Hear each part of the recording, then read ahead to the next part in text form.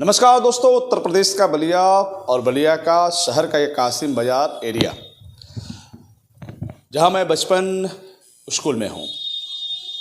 मुझे भी अपने बचपन की याद आई, मैं चला आया और इस स्कूल में बहुत ही अच्छा कुछ मुझे देखने को मिला। काफ़ी डिसिप्लिन है, काफ़ी अच्छे लोग हैं, काफ़ी अच्छे टीचर हैं जो आपको बेहद पसंद आएंगे। आइए बात करते हैं, स्कूल के डायरेक्टर हैं हमारे सामने।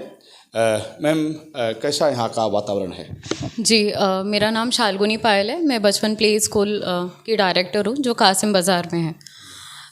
तो सर, जैसा कि आपने देखा होगा कि आप जब आई होंगे तो आपको इको फ्रेंडली इन्वायरमेंट का आपको पता चल गया होगा कि कैसा हमारे स्कूल का इन्वायरमेंट है। बहुत फ्रेंडली इन्वायरमेंट है और हमारे टीचर्स भी आपने देखे हैं, बहुत वो लोग फ्रेंडली हैं।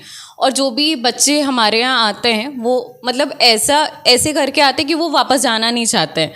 उनके लिए 12, जैसे हमारी जो स्कूल टाइमिंग है वो 9 बजे से 12 बजे तक है, तो उनके लिए वो टाइम सफिशिएंट नहीं हो पा रहा है। लाइक मैं सोच रही हूँ कि मैं वो टाइम बढ़ा दूँ, क्योंकि वो 12 बजे तक वो मतलब उसमें ही रह जा रहे कि नहीं, मुझे और खेलना है, मुझे और यहाँ पे स्कूल में रहना है।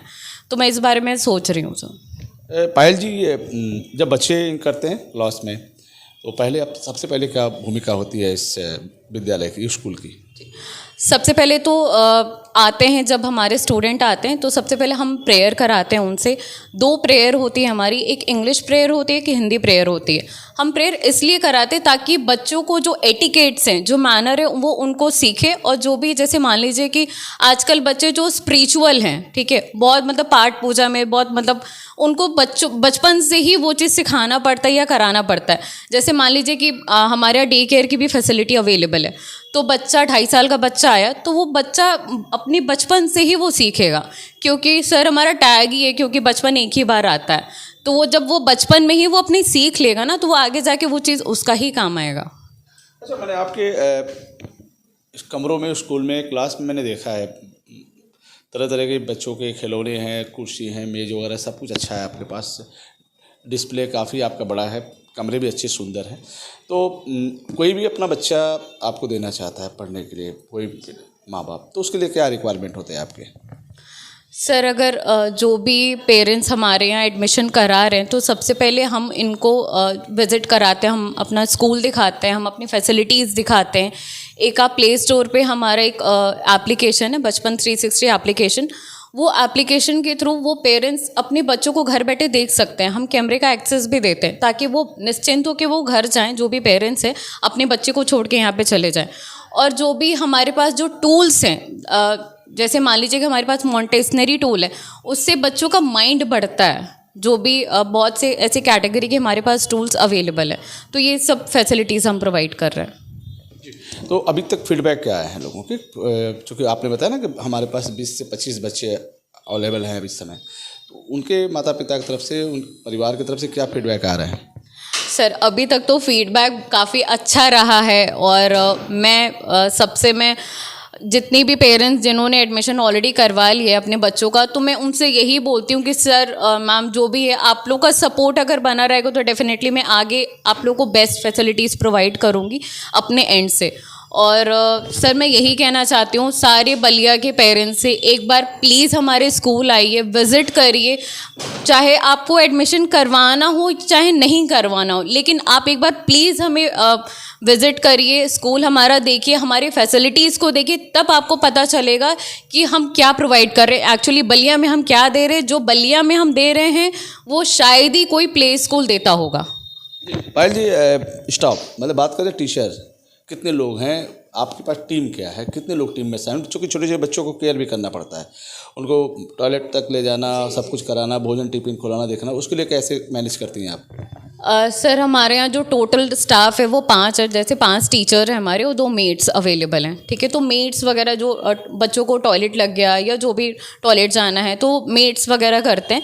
इन केस जैसे मान लीजिए कि बच्चों का टिफ़िन हो गया, तो बच्चे जो टिफ़िन खाते हैं सबसे पहले तो उनका हम खाना गर्म करते हैं। ऐसे बहुत से बच्चे होते हैं वो खाना ठंडा नहीं खाते। जैसे डे केयर के लिए बच्चे हमारे पास आते हैं तो बहुत छोटे छोटे बच्चे आते हैं, लाइक 2.5 ईयर्स के आते हैं। तो वो उतना वो बहुत, एक तो मॉर्निंग में उनके पेरेंट्स वो देते हैं खाना वाना, उनकी मम्मियाँ देती हैं, तो पराठा बहुत हार्ड हो जाता है, तो हम उसको गर्म करके ही खिलाते हैं अपने बच्चों को। किचन वगैरह भी आपके पास है? जी बिल्कुल, हमारे पास पैंट्री की भी सुविधा उपलब्ध है।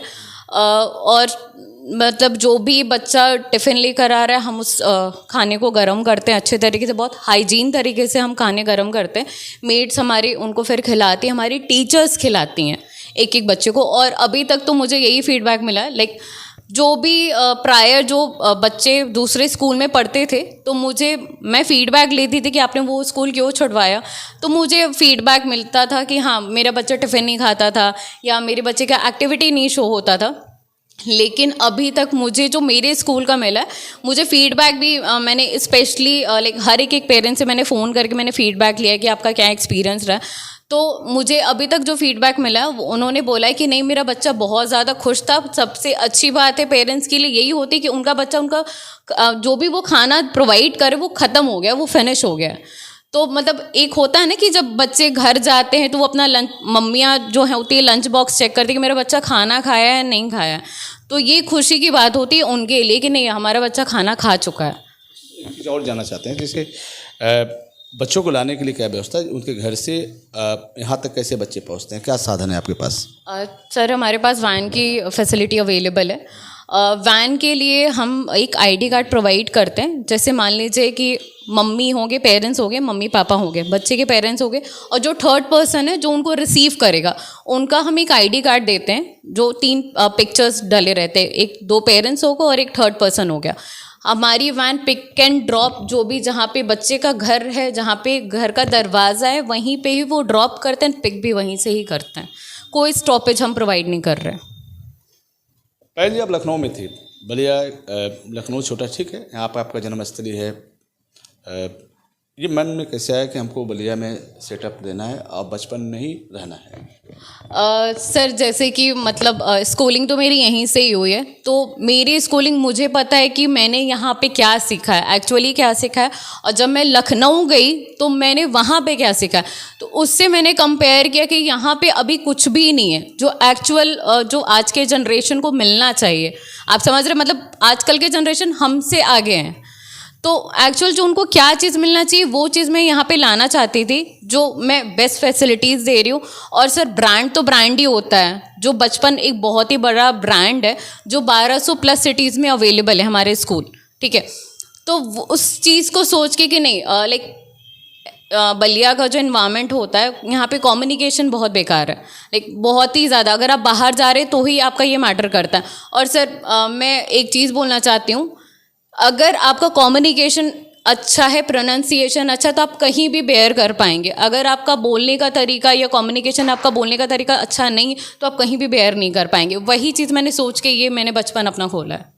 तो दोस्तों मैं बात हो रही थी पायल जी से, बचपन स्कूल की डायरेक्टर हैं बलिया में, कासिम बाज़ार में। अभी हाल में ही आपने इतना बड़ा सेटअप दिया है बलिया शहर को, काफ़ी पसंद आ रहा है लोगों को और बच्चे भी भरपूर एंजॉय मस्ती ले रहे हैं, क्योंकि यहाँ का वातावरण बहुत ही बेहतर है। यहाँ पर जो टीचर हैं आपके, जो व्यवस्था है वो अपने आप में एक अलग है। तो मैं बचपन में था, आज इस डायरेक्टर हमारी पायल जी से बातचीत हुई, उन्होंने बाकायदे बताया, फीडबैक भी बताया कि क्या क्या सुविधाएँ हम अपने बच्चों को, बात खासतौर पर देखा जाए बलिया जैसे ज़िले के शहर में इतना बड़ा सेटअप और इतनी अच्छी व्यवस्था मैंने आज देखा, काफ़ी मुझे पसंद आया। मैं तारीफ़ करता हूँ पायल जी का। फिर हम आपसे जुड़ेंगे। नमस्कार।